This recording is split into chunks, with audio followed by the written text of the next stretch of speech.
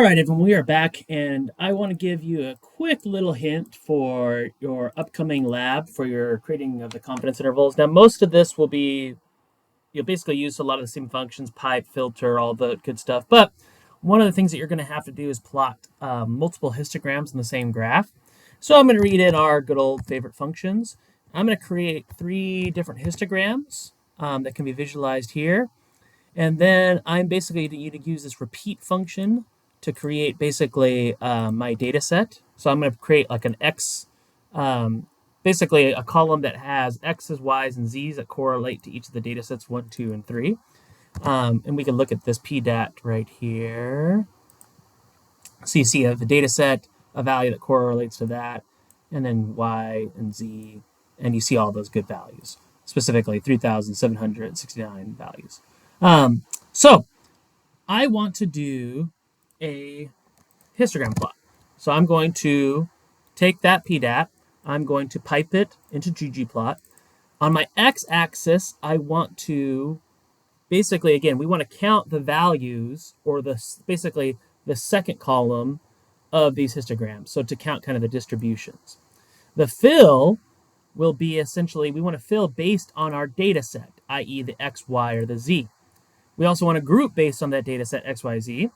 We will plot histogram. We can count or change the number of bins. We can choose basically these different colors. And then I wanted to, and you can just identify the position, but I wanted to show you this cool feature alpha. So if I put alpha equals 1.0, you see a very, very clear kind of plot here. And actually, I don't like the bins bin. Let's do 100 bins. Oh, let's do much less bins. Let's do 20 bins. That looks a little bit better. You can kind of see why standard deviation here is 1. So again, it's kind of hard to see. Actually, honestly, 50 is not that bad. But you can kind of see the difference in the bin sizes here. So again, depending on how you look at it and the scale, it doesn't really look that Gaussian. What if we do 5,000 or 500 bins? See, now we're in trouble.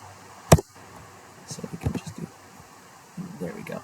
Now, anyways, so if I plot, well, let's just keep it like that. So I can clearly see the differences. Sometimes you'll have overlap, and again, you may have to play around with with it a little bit.